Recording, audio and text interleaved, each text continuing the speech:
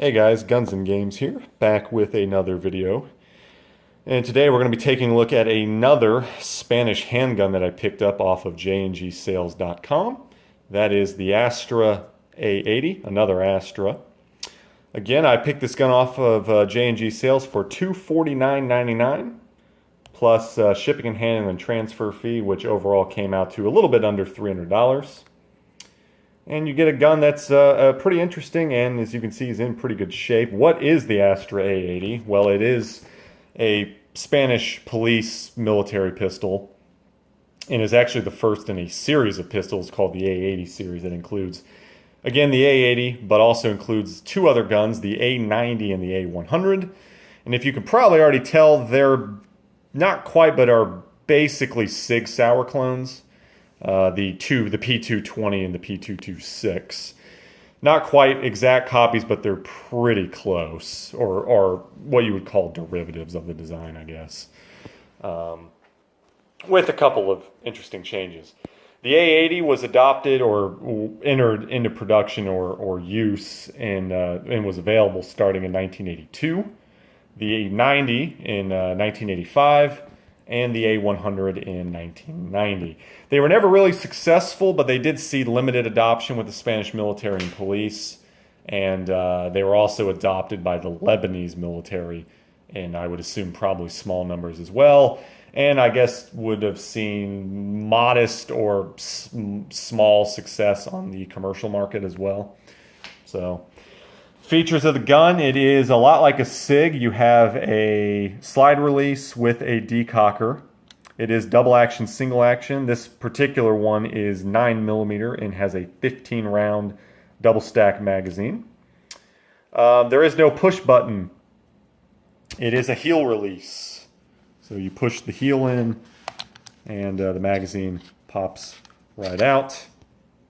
As you can see, 15 rounds of 9mm. Pretty interesting. I'll give you some close-up shots.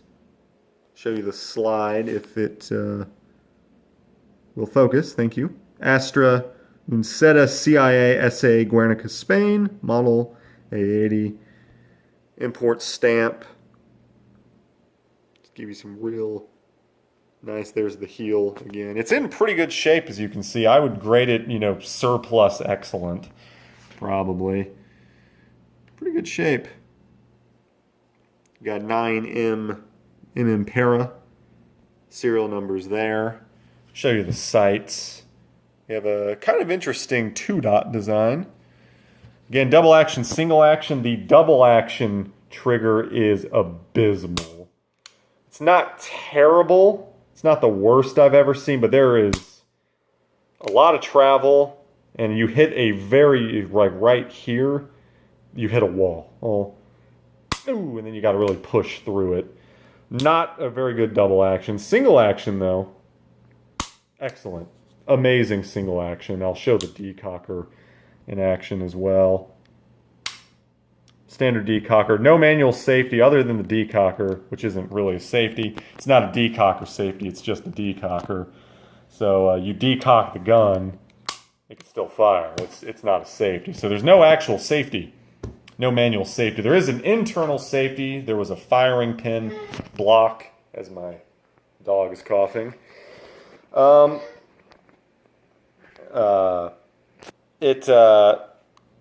a firing pin safety in there that it blocks the firing pin and is constantly blocking it at all times until the trigger is pulled. So, gun's very drop safe because it has such a heavy trigger with such a wall. I imagine this gun is 100% foolproof drop safe. And because of that, if you decock it, it's pretty hard to pull. So it's, the safety's not really needed, I guess. So overall, it's pretty cool.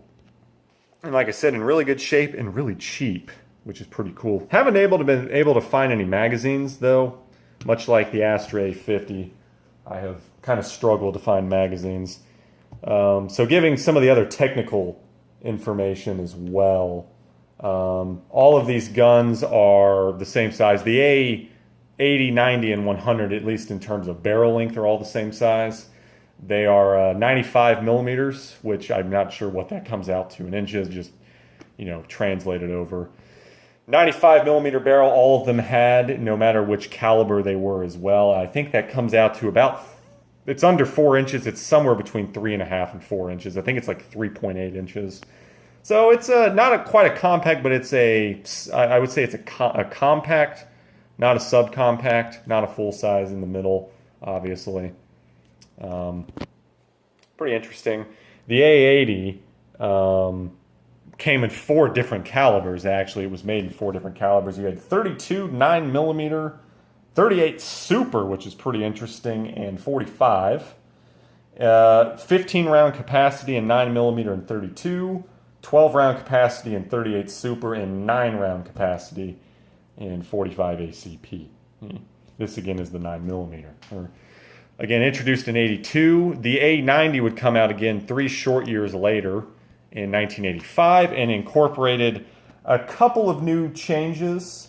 One, we would see the incorporation of new sights, adjustable sights this time. These appear to be adjustable for elevation, but are not adjustable for windage. That was fixed or changed on the A-90. The A-90 also sees an incorporation of an actual manual safety on the slide, kind of like a Walther PP. You just it looks exactly the same, actually. You just kind of thumb it down, and you still have your decocker, which is kind of weird.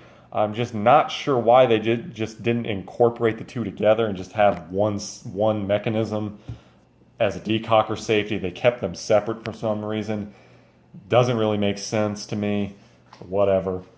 The other main difference is we move away from the heel release. The 90 and the 100 both have an actual push button release. That's it was kind of like down here somewhere, kind of adjacent to the trigger guard, basically. And apparently it was pretty poorly placed. It was kind of really far down, so you would kind of struggle to get to it with one hand. You would have to kind of adjust your grip to release it properly. So that was another complaint. And just the idea of having 2 separate mechanisms was another complaint. I just don't understand really why they decided to do that. Whatever. The A-90 itself had the same barrel length, but it was a little bit smaller, and it was also lighter in weight as well. The A-90 was not offered in 32 ACP. They dropped that caliber, but the other 3 calibers were still offered. Magazine capacity was once again 15. It was upped. The magazine capacity was upped in 38 Super from 12 to 15. And then 17 rounds in 9mm, so an increase of 2. 45 ACP, however, was still 9 rounds. Other than all of those differences that I mentioned, I think that's about it. Yeah, that's it. You still had the same firing pin safety, and I'm imagining the same terrible double-action trigger. After that, again, in 1990, we see the introduction of the A-100, which was kind of a return to form after all of the complaints about the A-90. The A-100 was kind of a blend of both, basically, and tried to correct the problems that the 90 had. So they basically got rid of the slide safety. So they went back to this design of having no safety, just a slide release and a decocker, but it retained the push button release. So the A-100 has the push button, and it was kind of readjusted to a better spot, moved kind of further inland and up to be a bit more reachable without having to adjust your grip. And it was also, again, a little bit smaller and a little bit lighter. And we also feature another additional sight change. So we get the additional windage adjustment addition that the 90 had, but now we also have, instead of this weird 2-dot design, we now have a 3-dot, just a standard 3-dot glow design on the A-100. And I believe that's about it. Yeah, that's it, actually. The gun was also called something else differently. These guns were also imported into the country by EAA, European American Arms, under the name the EAA Panther. Or same gun, called a different name by an importer company. So you can also see them, I guess, probably pretty rarely under that name as well. The gun was offered in 9mm in 45. 38 Super was dropped, and instead 40 Smith & Wesson was offered in its place on the A-100. Round capacity was the same, 9 rounds in 45, 17 in 9mm, but 13 rounds in 40.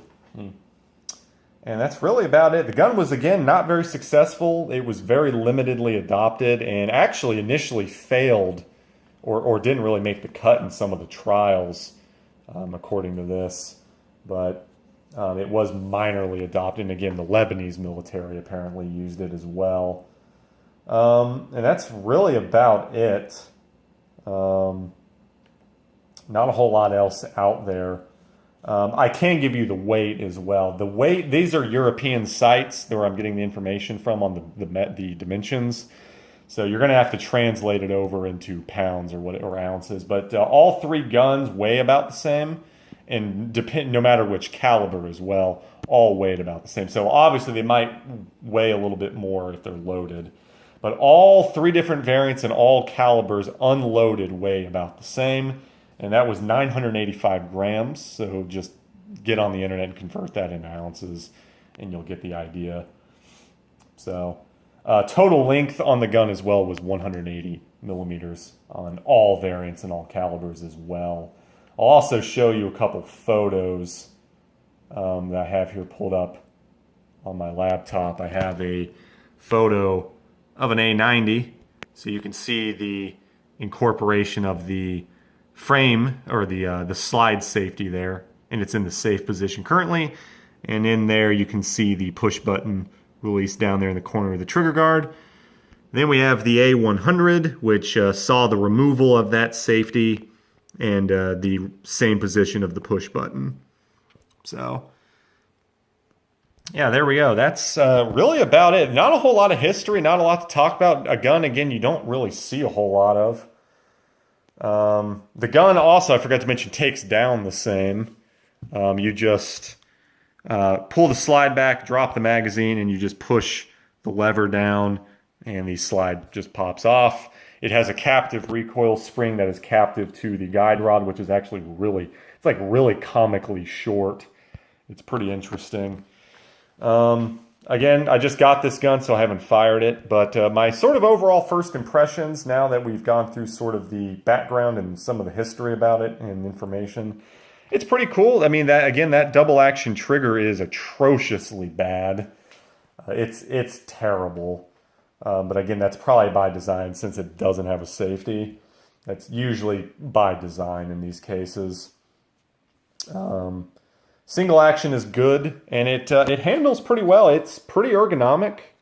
The slide release, the decocker, is pretty easy to do. Although there is kind of like a whiplash. If you really don't firmly press the decocker down, it whips back up and it kind of like reverberates throughout your thumb and is kind of unpleasant if you're not really holding it down firmly when you decock it. Slide release is very easy. Racking the gun is also very easy. Putting the magazine back in the gun is a bit tricky. You kind of have to rock and lock it a little bit. You can't really put it quite straight back in, like just straight up in. You kind of got to rock and lock somewhat. But using the heel release is pretty easy. It's not stiff or anything. At least this one isn't. So I don't have any complaints. It's in really good shape. Excellent, almost mint condition. The bore is excellent. And it's only, again, $249.99. I think it's quite a steal. Not a bad duty gun.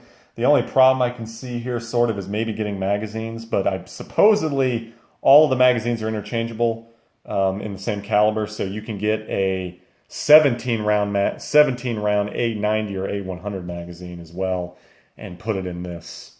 Not vice versa, though. These A-80 magazines do not have the cutout for the push-button release. So this magazine will not work in a 90 or a 100, but again, a 90 or a 100 magazine will work in this. So they're compatible, not the other way around though. So you can go buy an A90 or an A100 mag, and I guess put it in this. that's probably my problem why I wasn't really able to find any very much is if I go and look for a 90 or 100 mag, I might be able to have some luck. But that's going to be maybe the only problem I foresee. Getting magazines might be tricky somewhat. But I guess that's really about it. It's pretty cool. J&G still has them in stock. They've had them in stock for about 2 weeks now, and as of today, earlier today, when I checked, they are still in stock for still $249.99. Again, just not a gun you see very often, and up until when they got them in stock and I saw it on their website, I had no idea this gun even existed. I'd never heard of it. And I jumped on it once I kind of looked at it. And there are videos of this gun and the 90 and the 100 on YouTube. So there is stuff out there about the gun. So that's really about all the information. Again, that's really about all the information I can give you. There's just not a lot of information out there. They're just not a historically seeped gun. Just not a lot really there. Not a lot of service history or anything either. But just a good solid. Sort of knockoff, cheap, not a knockoff, but a cheap SIG alternative for anyone that's sort of interested if a new SIG is a little bit too much. This is a really good alternative for you. And I'm pretty satisfied with it so far. We'll see how it shoots and see how reliable it is, but I'm imagining I probably won't have any problems. So overall, I support the gun. If this sort of gun interests you, if you're looking for like a good SIG derivative that's cheap, you might want to look into this thing and give it a try. So that's really about all I have for you. Just try to make a decently quick video here and informational. So I guess that's going to about do it. I hope you enjoyed the video. I am Guns and Games, of course. Thank you for watching, and I will see you in the next one.